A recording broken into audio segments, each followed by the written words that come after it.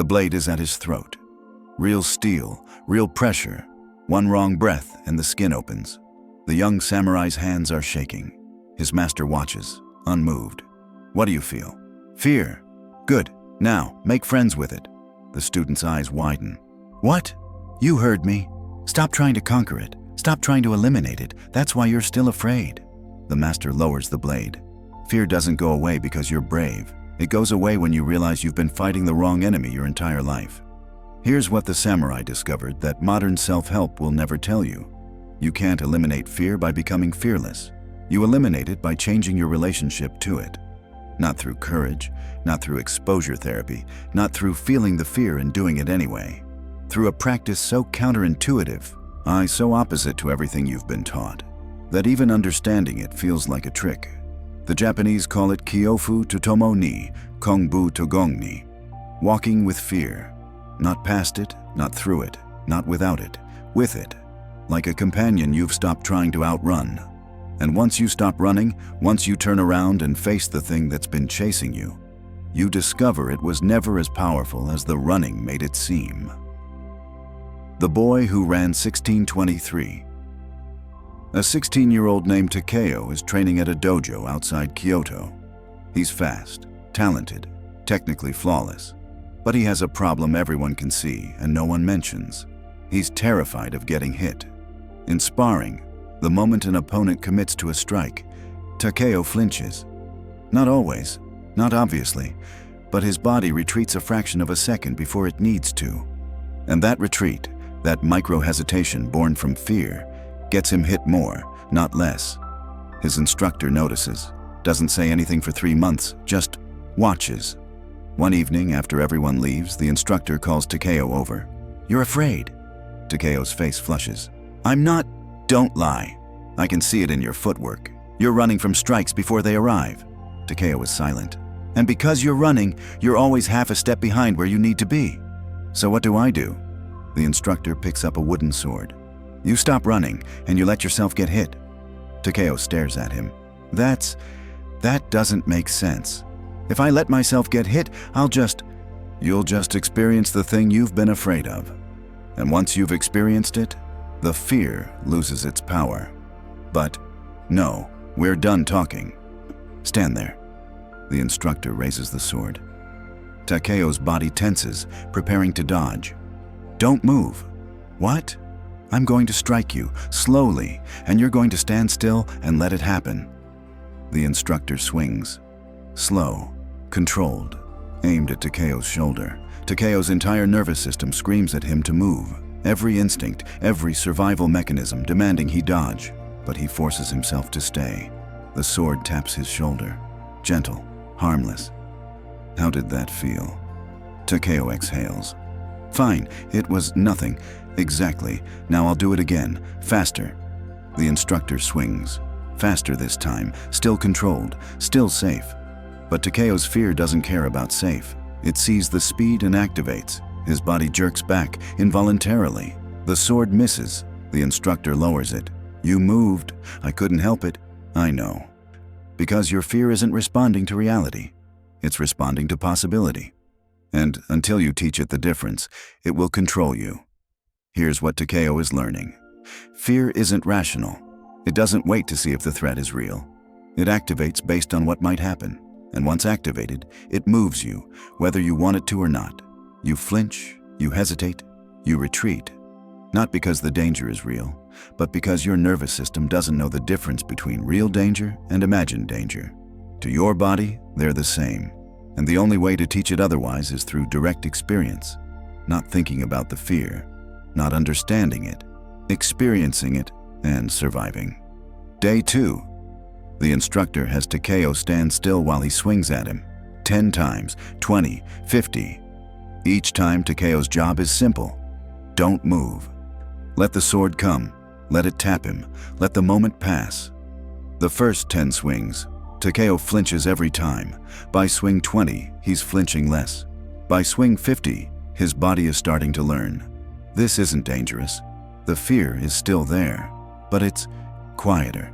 Not because he's braver, but because his nervous system is recalibrating, learning that the thing it's been screaming about isn't actually a threat. Day 7. Takeo can stand still through 100 strikes. The instructor increases the speed, the intensity. Takeo's fear tries to activate, but his body doesn't respond the same way anymore. There's still tension, still alertness, but no panic, no involuntary retreat, just presence. Good, the instructor says. Now you're ready for the real training. Takeo is confused. That wasn't the real training? No. That was just teaching your body that the sword won't kill you. Now we teach your mind that fear won't either. The instructor sits, gestures for Takeo to do the same. Fear has 2 layers, the physical response, the flinch, the tension, the urge to run.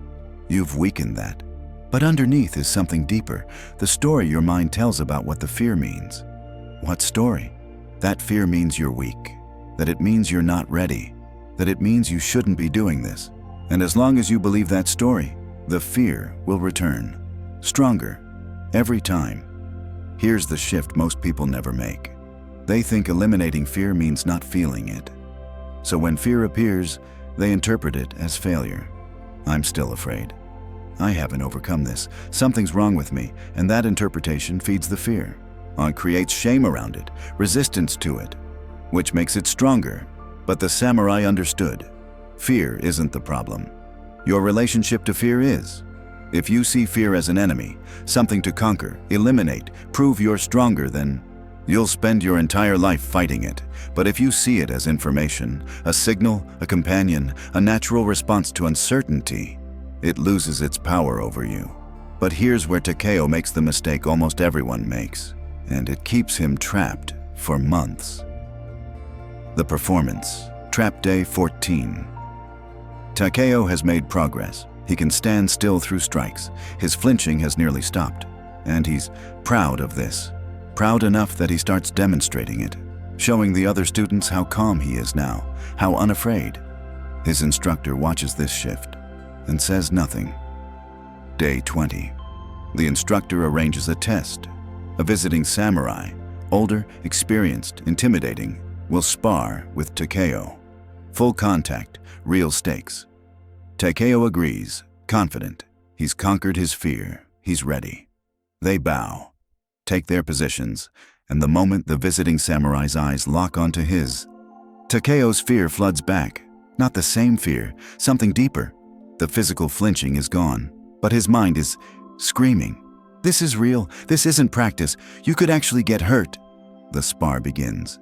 Takeo's body doesn't flinch, but his strategy does. He fights defensively, cautiously, afraid to commit. The visiting samurai sees this immediately, exploits it, pressures him, controls the entire exchange. Takeo loses badly, not because he was outmatched, but because he was afraid, and trying to hide that he was afraid. After, one the instructor asks, "What happened?" Takeo is frustrated, embarrassed. "I thought I'd fix this. I can stand still during strikes now." Yes, you've trained your body not to flinch, but you haven't trained your mind not to perform. Perform what? Fearlessness. You're trying to look unafraid, to prove you're not scared, and that performance is just another form of running. Here's the trap. Most people think overcoming fear means appearing fearless, so they train themselves to suppress the external signs, the shaking hands, the nervous breath, the hesitation. And they think, good, I'm handling it. But suppression isn't mastery. It's just hiding. You're not with the fear anymore. You're performing around it, pretending it's not there while it quietly controls every decision you make. The instructor explains. True Kyōfu to tomo ni isn't about making fear invisible. It's about making it irrelevant. Right now, you're still in a relationship with fear. But the relationship is, I must hide you so no one knows you exist. That's exhausting, and it doesn't work, because the fear is still running the show from behind the curtain. Takeo doesn't understand. So what do? You stop trying to be unafraid, and you start being honest about the fear while acting anyway. The instructor gives him a new practice. Tomorrow, we spar again. But before every exchange, you're going to say out loud, I'm afraid. Takeo is horrified. That's humiliating. Everyone will think I'm weak. Everyone already knows you're afraid. They can see it in your eyes, your posture, your strategy. You're the only one pretending otherwise. But no, this isn't negotiable. You'll say it, out loud, and then you'll fight anyway. Day 21. Takeo stands across from a sparring partner. The other students are watching. His instructor nods. Takeo takes a breath. "I'm afraid." The words feel like poison coming out.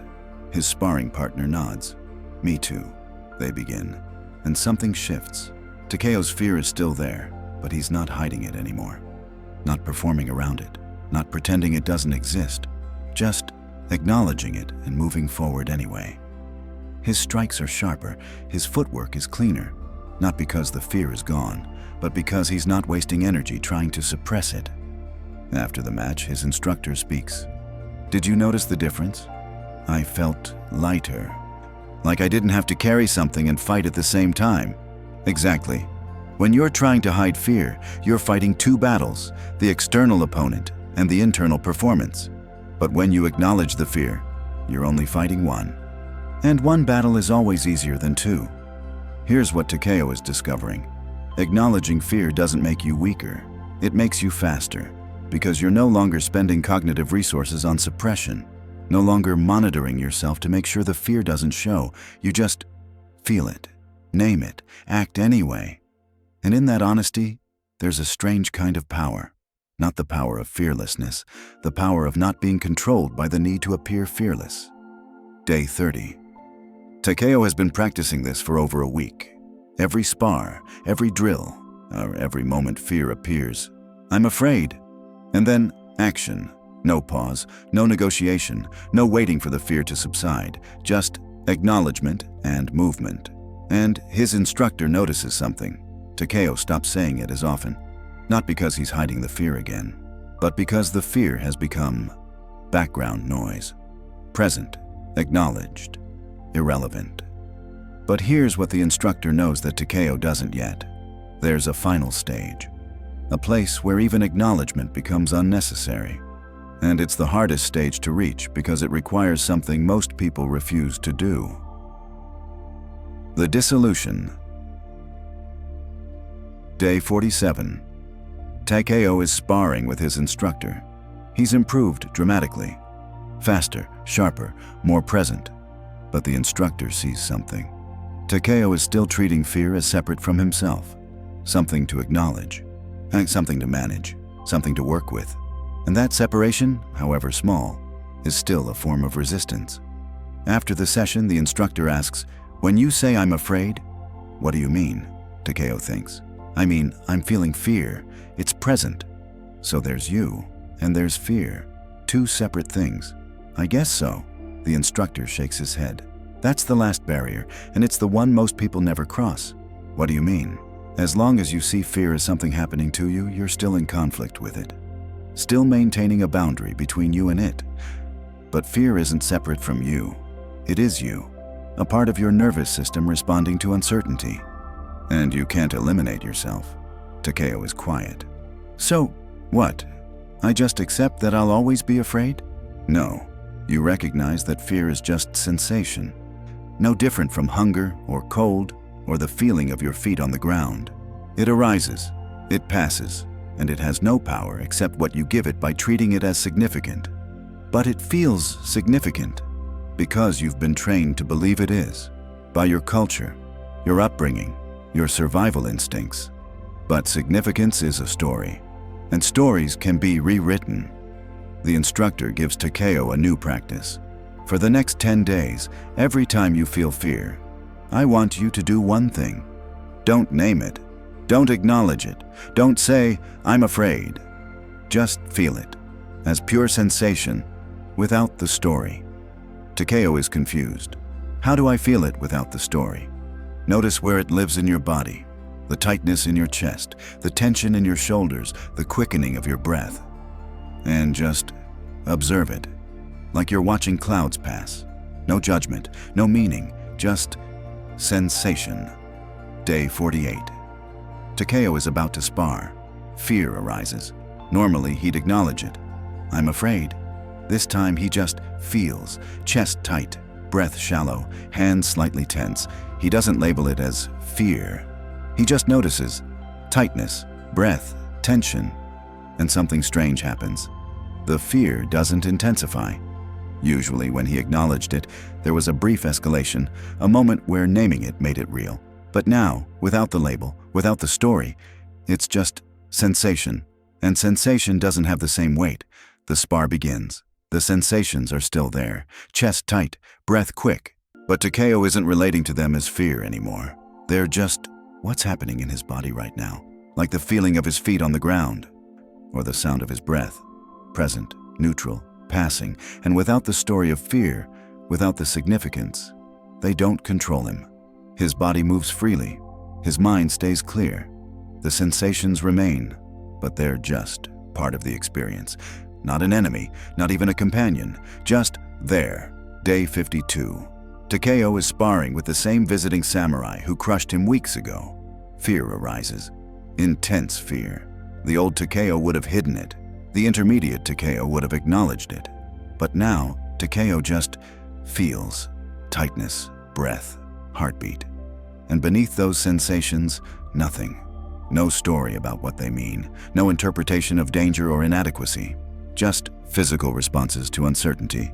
And in that absence of story, something opens. His movements are fluid. Not because he's fearless, but because he's stopped adding meaning to the sensations. The fight is close, intense, real. And Takeo holds his own. After, the visiting samurai bows deeply. "You're different." "How?" "I can't find your fear anymore. It's there. I can sense it. But it's not hooked to anything. Not to your pride, not to your safety, not to your ego. It's just present, like the sound of rain. Here's the final principle. Fear doesn't disappear. Your relationship to it disappears. You stop seeing it as significant. Stop treating it as information about your worth, your safety, your readiness. It becomes weather. Sometimes it rains. Sometimes it's sunny. Neither means anything about you. And once you see fear that way, as impersonal, temporary, meaningless sensation, it loses all power. Not because you've conquered it, but because you've stopped fighting it. Day 60. Takeo's instructor gives him one final teaching. Most people spend their lives trying to eliminate fear, and they fail, because fear is biological, hardwired, unavoidable. But the samurai discovered something the world forgot. You don't need to eliminate fear. You need to stop believing its story. The story that it means you're weak. The story that it means you're not ready. The story that it means something is wrong. Fear is just your body preparing for uncertainty, nothing more. And the moment you see it that way, you're free. But here's the question Takeo now has to answer. Can this work in the real world, outside the dojo, outside controlled sparring, where the stakes are actual, the consequences permanent, and no one is there to guide you? That's what he's about to find out. The test day 73. Takeo is walking home from the dojo at dusk. The road is quiet, empty. And then, not empty. 3 men step out from the trees, bandits, armed, desperate. Takeo's heart slams in his chest. This isn't practice. This isn't controlled. This is real. Fear floods his system. Massive fear. The kind that makes your vision narrow, your hands shake, your mind blank. Every survival instinct screaming, "Run, now!" But Takeo doesn't run. He doesn't acknowledge the fear. He doesn't name it or manage it. He just feels. Chest crushing, breath frozen, legs trembling, and beneath it all, nothing, no story, no meaning, just sensation. The lead bandit steps closer. "Your money, your sword, now!" Takeo's body wants to comply. Every cell screaming, "Give them what they want. Survive!" But he notices something. The fear isn't making decisions for him anymore. It's present, loud, overwhelming, but it's not in control. There's a gap now between the sensation of fear and the action he takes in response to it. Takeo takes a breath, not to calm himself, not to suppress the fear, just to breathe. And in that breath, clarity appears. He sees 3 men, 1 sword between them, poor stance, hesitation in their eyes. This isn't certain death. This is uncertain danger, and uncertainty is just what's happening. Not a story, not a meaning, just reality.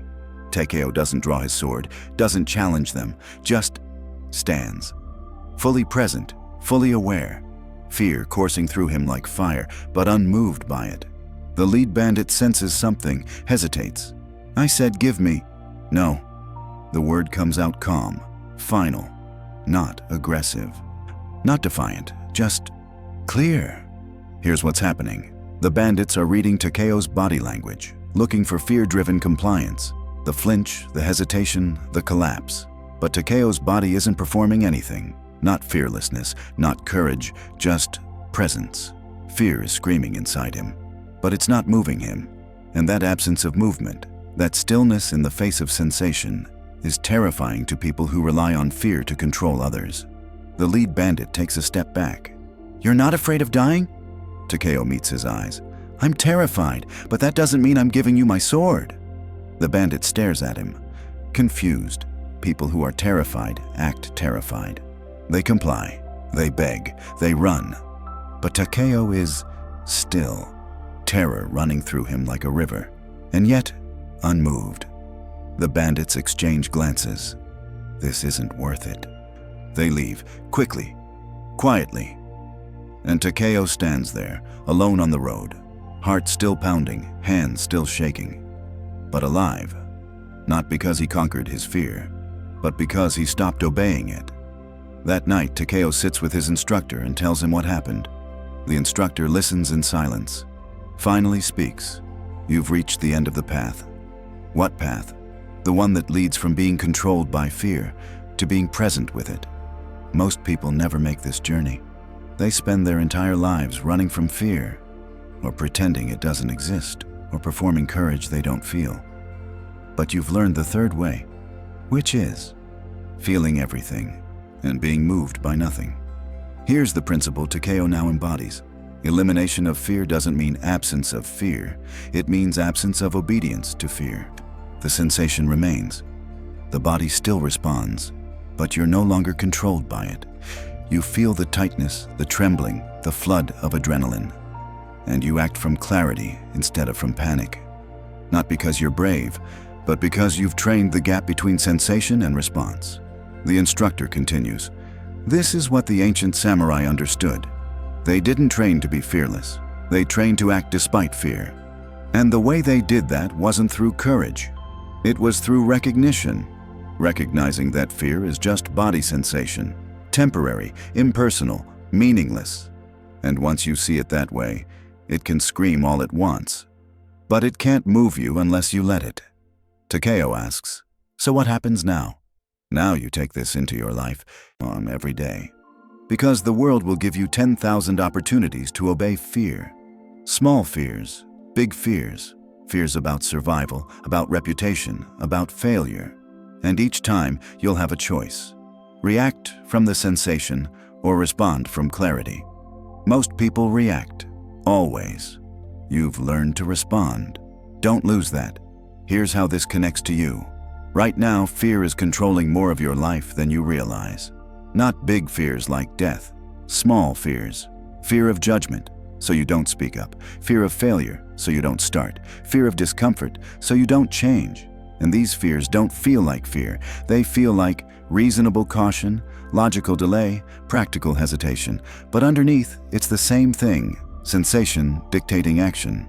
Here's the practice. Tomorrow, you're going to feel fear. Maybe in a conversation, maybe before a task, maybe just existing. And when it appears, don't run from it. Don't suppress it. Don't perform around it. Just feel it. Notice where it lives in your body, the tightness, the tension, the physical response to uncertainty, and then name what it actually is. Not, I'm afraid, just tightness, breath, sensation. Strip away the story, strip away the meaning, and see what remains. You'll discover it's just body sensation, temporary, impersonal, meaningless, like hunger, like cold, like the feeling of rain on your skin. And once you see it that way, it can't control you anymore. Not because it's gone, but because you've stopped believing it means something about you. Do this once, then do it again. Then do it every time fear appears for the next 30 days. And somewhere around day 20, you'll notice the fear is still there. But you're different, not fearless, just unmoved, acting from clarity while sensation screams. And that is freedom. Not freedom from fear, freedom with it. The final lesson. Takeo is 25 now. He's fought in battles, faced death, lost people he loved, and the fear never stopped coming. But his relationship to it did. One day, a young student asks him, "When did you stop being afraid?" Takeo smiles. "I didn't. I'm afraid right now." The student is confused. Of what? Of growing old, of losing the people I care about, of failing at things that matter. Then how do you... I don't stop being afraid. I just stopped letting fear decide for me. The student doesn't understand. Takeo continues. Fear is like weather. It comes, it goes. Sometimes it's a drizzle. Sometimes it's a storm. But you don't cancel your life because of weather. You feel it, you acknowledge it, you move through it anyway. Fear is the same.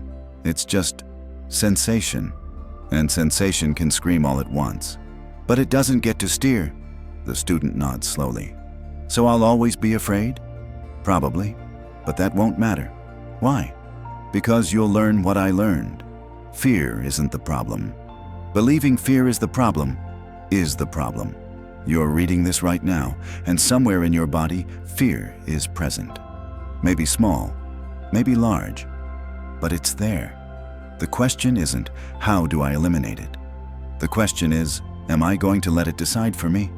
Feel it, name it as sensation. Act anyway, not once, every time, until the sensation becomes irrelevant, until you're free, not from fear, with it. If this landed, write one word below, the fear you'll feel tomorrow, and act despite.